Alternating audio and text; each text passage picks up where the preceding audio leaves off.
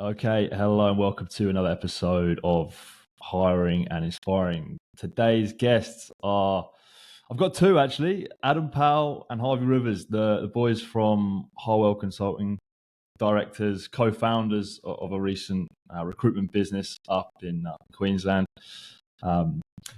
Both sort of doing some good things, and I think have really sort of taken to running their own business by storm, coming from a bit of a recruitment background as well. So I'm looking forward to catching up with them, finding out a bit more about their journey so far, learn a bit from their experiences, and just sort of chewing the fat, all things recruitment. So, chaps, with that introduction, welcome to the show. How are you both getting on? Yeah, good. Thanks, mate. Appreciate you having us. Yeah, mate. Appreciate being on. No, we're good. Hot up in Queensland. Yeah. Probably the same for you. Yeah, good stuff. Well, mate, as I said in the intro, recent news, I want to start with that, is the new business, Harwell Consulting. I believe it's been 8 months now since you launched it. Real sort of broad question here, but how's it all been going? How have you both been finding it? It's felt like longer. I think obviously going back from when we actually made the decision to do it, you're working with the guys to write everything into the back end and get everything set up before you launch, and then you're straight into launching, and it's been a whirlwind, really, isn't it, mate? Yeah. It's been a lifetime of a year, I'd say. Like, it's looking back, like even the doing the videos and stuff at the start, we just go, wow, like we've come on so much and we learned so much along the way about recruitment, but about business and even communication and relationships. Like, it's been a whirlwind of a year. I think it's safe to say we've probably far exceeded our own personal expectations of when we launched it. I think when we launched, we were kind of quite happy with it being more of a lifestyle business. Myself and Ads, just let's build well, work when we want, sort of thing, and just kind of live well and work until we retire. Whereas now, I think we've got a different vision, and we're obviously on a path at the moment where we're scaling the business and growing it, and that's something that 8 months in, I'd have laughed at you, mate, if you'd told me that. So it's been a pleasant surprise there. Amazing. We're going to get into a little bit, some of those lessons and those things you touched upon there, but maybe just actually kick off, give a little intro on what you're actually doing in the business. What type of roles are you recruiting for, all that kind of stuff? What actually is the sort of day-to-day? Yes, two sides of the business at the moment. I do the construction management recruitment, so that's commercial builders, resi, industrial, client side, PM firms, range of different roles in there. We do have kind of a labour hire division coming soon over the next few weeks, which is going to kind of link in quite closely with that. My clients and my candidates and clients will then be the clients for the labour hire team, and hopefully we can get the ball rolling there and get a bit of momentum. Yeah, and then my stuff's a bit different. So I'm accountancy and finance, but that's across any sector. We don't really do public practice accountants. It's more so commercial accounting. And that's anything, mate, from your small mum and dad businesses that are $5-10 million in turnover, right through to like global ASX listed companies that are worth $1 billion a year. So we've got a good spread, I'd say, across the couple of us. Yeah. And national, you doing that everywhere across Australia, or is it just the Gold Coast where you guys are based? I guess we kind of started local because the previous role we had, we were geographically restricted to the Gold Coast. Okay. Obviously, leaving there and spreading our wings a bit, Brisbane was an easy one to go and tap into. And I think since we started, we've done roles in Perth, Melbourne, Sydney, and regional New South Wales, regional Queensland as well. But it's more so the clients that we've already got, and then just servicing more areas rather than banging the door down. Yeah. In Melbourne and Sydney as well, we're not particularly that strong. Yeah. And you mentioned last year when you made that decision to go for it and launch the business. What was the sort of the process? What led you boys to say, let's do it, let's do our own thing? We'd always spoken about it. I think it's always something that we wanted to do. I think historically, you look at a lot of the people that have done it, and they normally will have 10 years experience in like your large agencies. So for me, it was probably more of a pipeline thought. And then Ads was at a New Year's party or a birthday party, I think, with a couple of our mates who had done their own thing in Brisbane. And I think they were a year or 18 months in at the time. They'd gone out on their own, started their own agency, and I had a message from Ads, and he was just like, mate, we've got to do it. So that kind of put the wheels into motion. And then it was really good timing that Declan from Ex-Recruiter, he reached out to me just as we kind of thought about doing it. And we probably were quite stern and wanted to do it ourselves at the start. But then once we'd had a chat with Dec and spoke about everything that goes into it and the times that we had available, it was like, let's do it with the lads at Ex-Recruiter. Yeah, okay. And you sort of said it's something you've always thought about doing, and then you just kind of went for it. It's something I think about. There's never the perfect time, I imagine, to do it. You know, there's never going to be that perfect sort of like set of scenario where your life, you've got everything in line. It's like, right, let's do it. You just got to kind of do it, I guess, and sort of figure it out as you go along. Is that how you sort of rolled with it, you think? Yeah, probably the wrong time, to be fair, for halves. I'll let you jump in, mate. Yeah, well, my missus just had a little one. Okay, yeah, we just had our little girl, and obviously Britt, my partner, was going to be on maternity leave for a year, so I was the breadwinner of the family, and you know, interest rates flying up.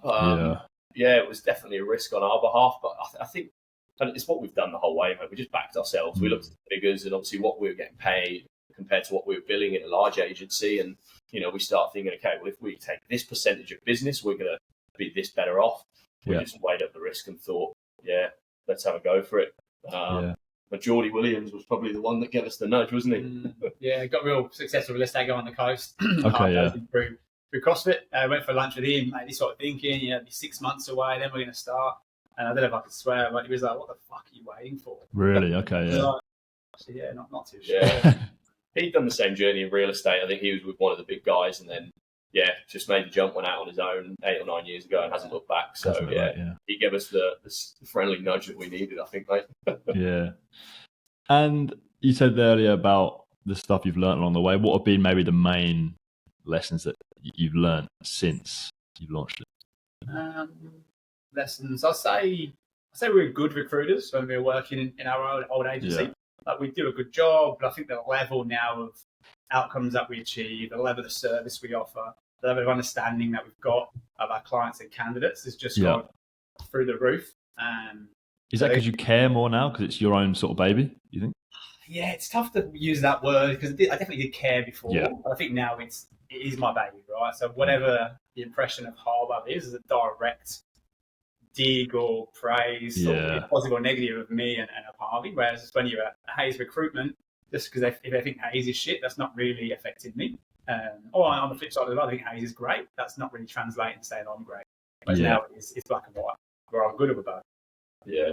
It's been a massive learning curve. I think your places like your Hayes and your Randstad, your big globals, like great training system, a great program. I think anyone that wants to start in recruitment, that's probably your place to go.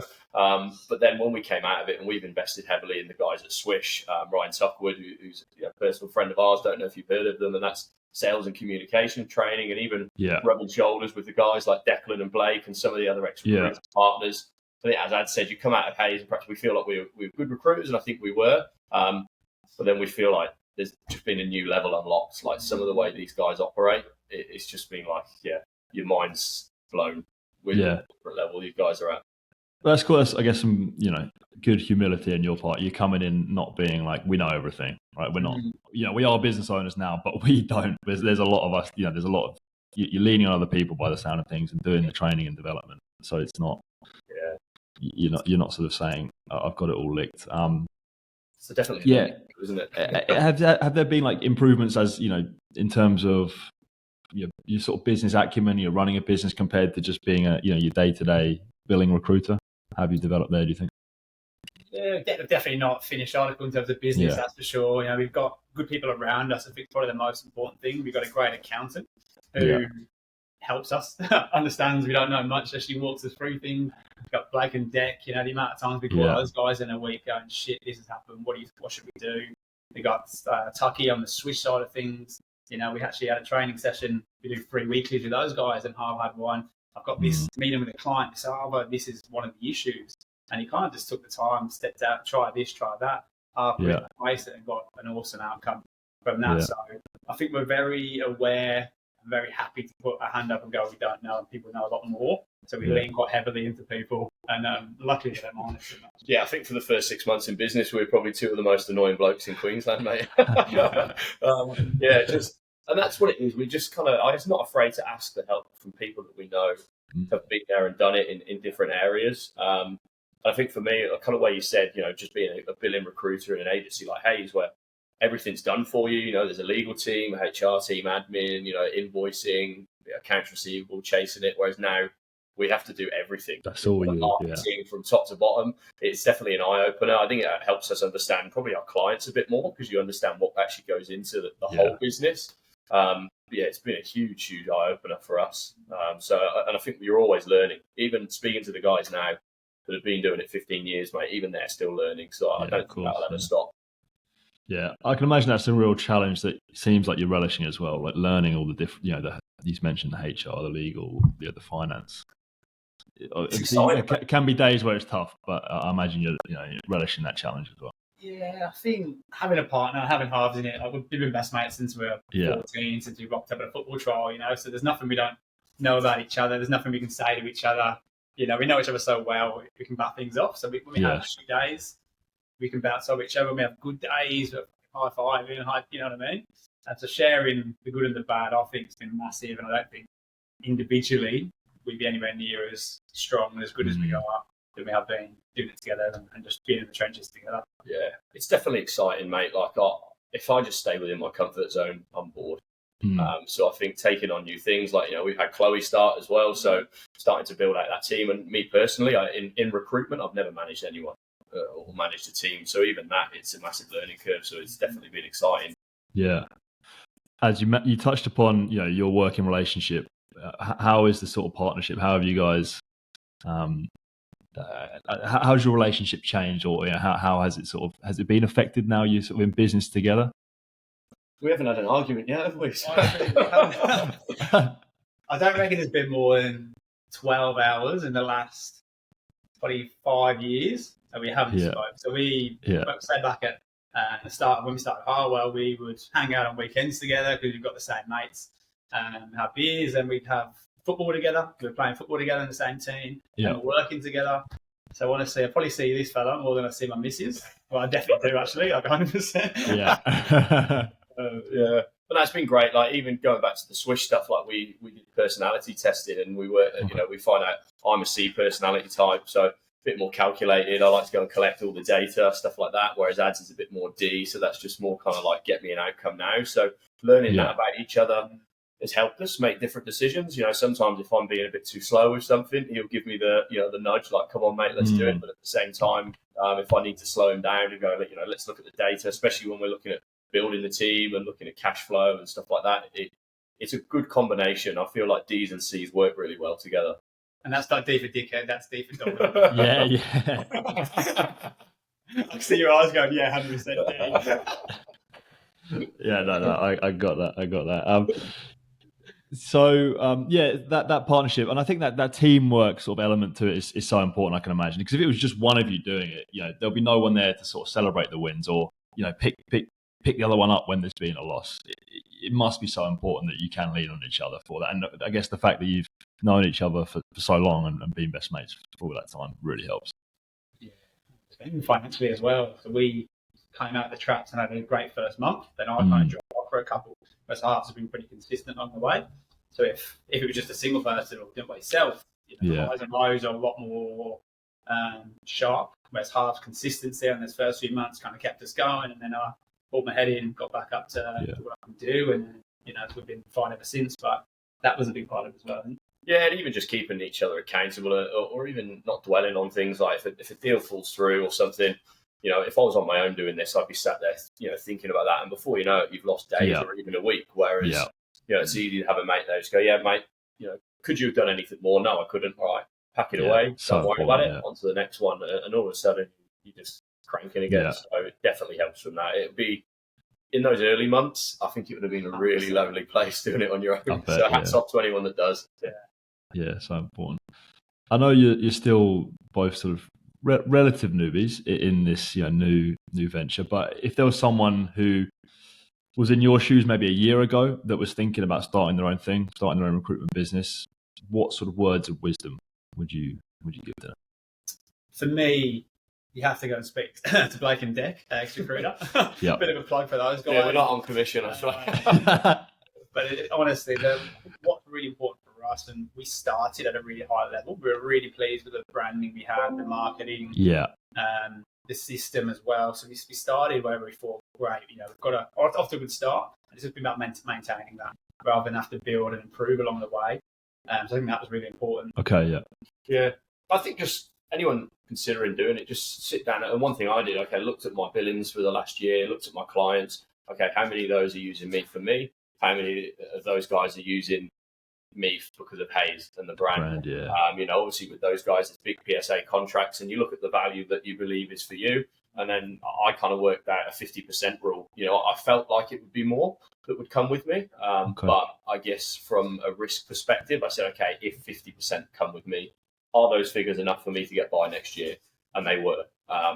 As it happens, our billings from a large agency to now, we're on track to do, the same, if not more than last year. So, anyone thinking about it, just got to go and start the ball in motion as such. Yeah. You mentioned your time at Hayes. That was obviously your recruitment training ground, so to speak, where you cut your teeth in the industry and learnt the ropes, and we're in the trenches, I imagine, so to speak. How do you reflect on that time, that period initially in recruitment, where you sort of you, as I say, cut your teeth, and main things you've learned from that time that you still apply? Perfect place to start. I worked out, so I can't comment on saying but for us it was perfect. On the Gold Coast, it was local, which is important to where we are. The training, they invest heavily into that, so it's quite a structured training plan. There's good progression if you show that you're keen and you want to do well and work hard. I guess the desk as well, like I was quite lucky that construction opened up for me. I wasn't meant to be on that one when I started. It was meant to be manufacturing. That person resigned, so they said, hey, do you want to do that? Which, again, been so lucky. I mean, the best decision ever for me personally. Yeah. I think you've only got to walk into your local Hayes office, for example, and there's years and years and years of experience. It's obviously a model that's worked for years, and I think they drill it into you from day one. They have a very rigid structure. It's highly focused on activity. So I think for your first place to learn recruitment, if you can kind of keep some of those traits that they instill in you, and then slightly tweak it for your market, the way you like to work and what you feel is best. I think it's a great place to start. I think most of the successful recruitment business owners you see, at some point, I'd say they've probably been with a Hayes or a Randstad. Were there any things that, even like a mindset thing, something that's like, I guess, still applied today, that really stuck out from that time that you've kept? And I'll always do that, or it could be even a tactical thing, maybe from like a mentor or something in your Hayes days, or anything that stands out? Probably, and this wasn't always a positive at the time, but probably the importance of always doing BD, even if you think you've got plenty of jobs on. And a lot of times you've got heads thinking, I'd rather just source and fill these jobs, but it's kind of a bit of a non-negotiable every day. You do your 8 BD calls in the morning, which keeps the pipeline ticking over, keeps the BD muscle flex, so I keep reading on LinkedIn at the moment. So I think that's a good habit to get into, and one we've kind of continued on. Although it's more warmer relationship BD these days rather than banging on the door, just because we've been in the seat for a few more years now and we're a bit more known. Still just keeping that consistency, keeping the pipeline full is probably my takeaway. Yeah, I think we learnt that pretty quickly after having an absolute whopper for month one, and you take your foot off the gas, you think, easy, and then all of a sudden it falls off a cliff, and you're like scratching. Oh shit, we need to get a couple of new. And so it's good, but it's good to learn those things early on, and then it just kind of reminds you that it can change quite quickly, so it keeps you honest. Yeah, for sure. As you mentioned there about you sort of feel like you're known a little bit now in your industry, and it was a post of yours that caught my eye. I can't remember, maybe a couple of months back. I think you'd had a call with someone, a client or a candidate, I can't remember, and you felt like you had brought a lot of value to that conversation, because you were sort of quite, you knew a few mutual people, you knew what was going on in their industry. You felt like that it was maybe a turning point where you are now actually known in my particular space. I'm not just calling up this person and taking from them, whether that be just asking them questions, you were bringing something to the table as well. This is maybe for like a newbie recruiter or someone. How important is that, do you feel, to really get known in your particular industry and become that sort of known person of influence? I think it's massive. There's only so many hours in a day. There's only so many outbound calls and outbound emails you can fire across. I think the real turning point in your career goes when you're doing your outbound, but then you've got a bit of inbound as well. You've got people referring you on, guys saying, hey, I spoke to old mate down the road, he said to give you a call. I think that's when your levels of activity can really go through the roof, because you've got more than one stream to find a candidate or find a job, I'd say. I think that's when the belief switches as well. Like I remember when I started out in recruitment and in the finance space, like the first 12, 18 months, you just feel like, you're just knocking on doors, keep going sort of thing. And when people start to come to you, and even CFOs that one day I'll be like, oh, wow, I'd love to work with them one day. They come to you and they're asking for advice on their resume.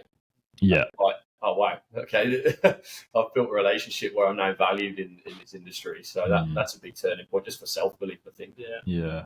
I think a lot of recruiters make that mistake early on. They put everyone on a pedestal way above them. And that's always something I say to my team, level yourself. These people need you as well. Don't get them down off the pedestal, because you can help them. And I think once you have that conversation and start building that sort of evidence that you can do it, it's like when you're building confidence. It's all about just having that sort of evidence behind you that you can do it. Yeah, I think it brings defenses down as well. If you go in and they're on a pedestal and you're just asking, or you're just selling, straight away the defenses go up, and it's difficult. Whereas if like you say, you put yourself on a level and you're bringing as much to them as they bring to you, that's where I think you get your solid, more longer term relationships. Given the vulnerability side of it as well, which doesn't come at the start because you're scared to be vulnerable, because you actually don't know that much. I think past that, there's actually a lot of power in being vulnerable and saying, shit, man, I actually don't know loads about your industry. Yeah. Can you share what do you think is important? I think that's really powerful, because at the end of the day, people are just people. 90% of people aren't knobheads. Most people just want to do a good job for wherever they work, their own business. Yeah. People are who want to be helped and go home at the end of the day. So I think as long as you can show that you're human, that you don't have all the answers, a lot of people out there will give you the time of day and will give you the benefit of the day as well. Yeah. Mate, great point. Another one of your posts which caught my eye recently, it was about sort of how I think you react to certain, well, it's more like hang on, I'll pull up. We cannot choose us external circumstances, but we can choose how we respond. I think, what you just said there about, it was about maybe when you said about you maybe lose a deal or something, how you sort of respond and get up is really important in your role. Why would you sort of recommend using that mindset?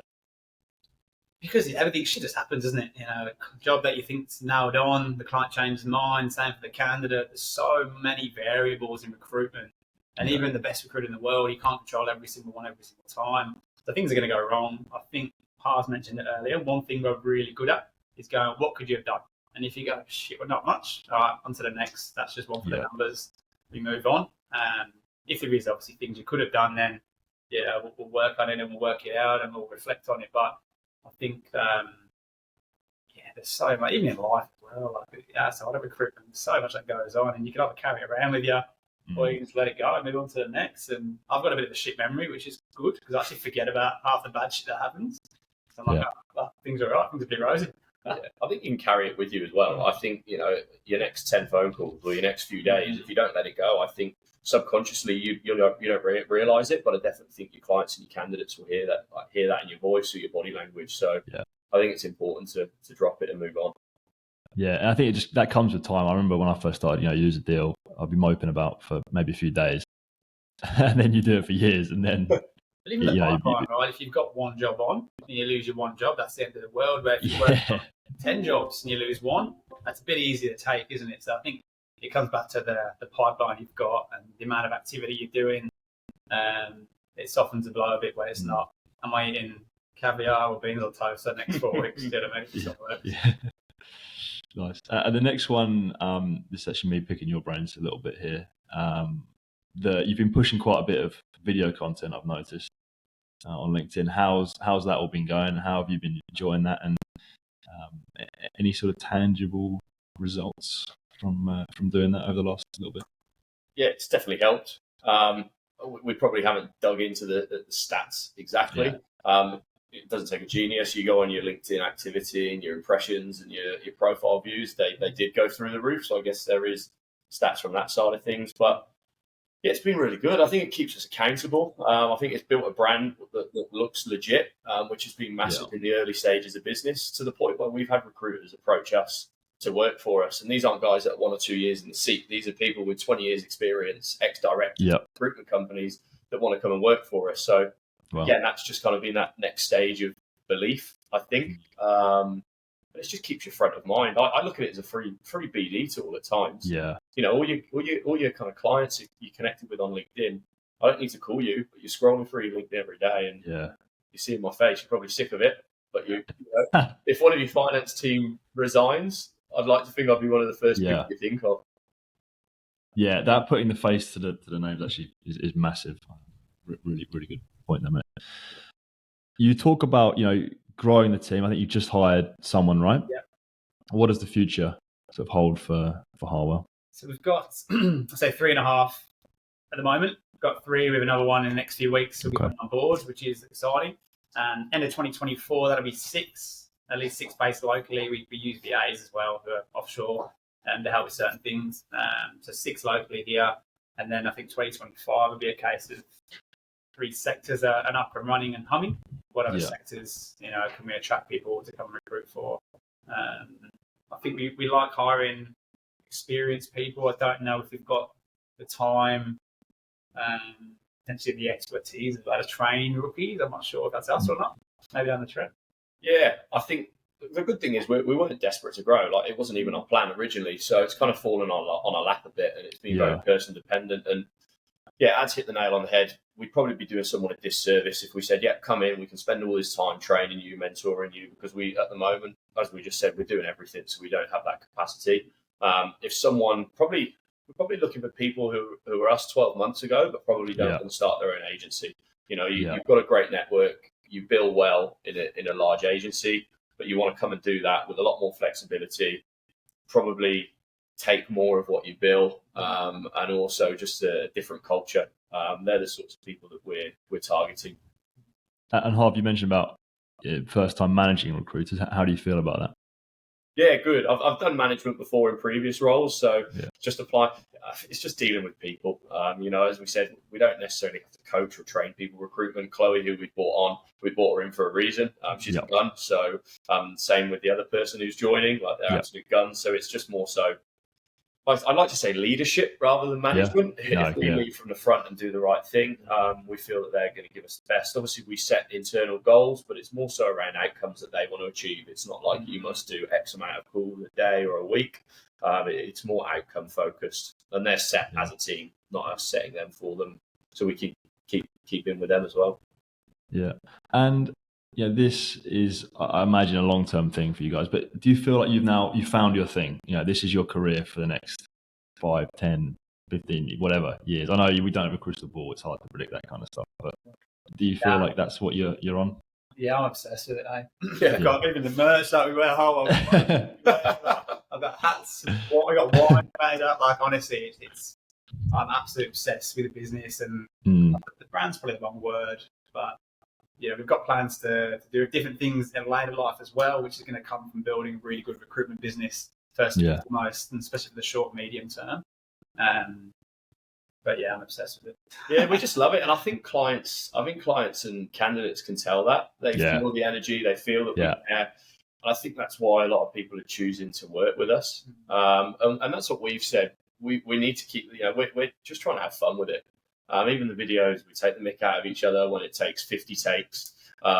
Even things like this, we just try and enjoy it. And I think as long as we keep enjoying it, keep having fun for us and our staff, mate, I think we're pretty happy there. Do you think there'll be a challenge to sort of keep that excitement and enjoyment there, because it is still pretty new and fresh? Mm-hmm. Is that something you thought about? No, I've got happy chappies anyway. Like, I'm always pretty excited, and I think because it's our own baby. Yeah, the levels are always up, and there's always another ceiling to go through. Like at the moment, with the growth towards the end of the year, our targets are now way bigger and way better. We've got this office that's just been kitted out, so that was a massive goal which we've ticked off. So there's always going to be something bigger and better. I think is it there to strive for and aim for and keep us going. And generally, I just love the job. Like, I know it sounds a bit wanky, but I genuinely love working with good clients and getting good outcomes or good candidates. getting them a great job, but that's enough to keep me going every day, to be fair. We're both quite driven. It's probably a downfall at times. We're never happy with where we're at. So sometimes we probably say we do need to sit back and reflect and give ourselves a pat on the back. But that's why I think we'll keep moving forward. Is that okay? Right, brilliant. We've got this office, but we're thinking by the end of this year we'll be at 6 people. And we're like, okay, shit, that office is full. So we're going to need to potentially upsize. So we're just always looking for that next step, which is for me how I think it stays exciting, keeps us motivated. Yeah, of course. And my final question, it kind of ties in with that, and it's more about kind of why you do it, like why you get out of bed and work so hard and do what you do. It's around, I guess, the idea of success. Like what does success mean to you both? And that can be personally, with the business, the idea of it, what does it mean to you both? Yeah, I think in recruitment, like it's a bit cliche, but when you speak to someone, you've placed them and you've got them a 20, 30, 40K pay rise and they say, mate, you've literally changed mine and my family's lives. It's like, wow, what a great feeling that is. So that's probably from the recruitment side of things. And even personally, I think building something that we're so proud of, and we've got our faces on the front of the office and people drive past on Gold Coast Highway and they send us pictures, and it's just, then it starts to sink in, and it's building something we can be proud of that ultimately is going to give us and our family a better life. That's the big things for me. And as long as we're having fun whilst we're doing it, mate, it's going well. It's a success. Yeah. I think financial freedom is a big one. And I think that's a level. I don't think the more you make, you don't get any better. I think as soon as you can have choices in your life and help the people you care about and help friends around you and give other people opportunities, like Chloe and the other chap we've got coming on, we want to see them succeed and hit their life goals and financial goals, whatever that is as well. So we've got a vehicle to help other people. I think that's probably one of the biggest accomplishments you can have, really. Absolutely. Boys, love it. Thank you very much, Ads, Harv. Appreciate you both coming on the show, sharing about everything you're doing. You guys are doing some great stuff, and really enjoyed hearing about that. And I think anyone who works in recruitment, business owners looking to start their own thing, they listen to that. I'm sure they'll get pumped up and can learn something from you both. So, check them both out. Harwell Consulting both. Really appreciate you both coming on. Thanks for your time. Thanks for having us, mate. Mate, appreciate it. All good. Talk soon. See you, mate.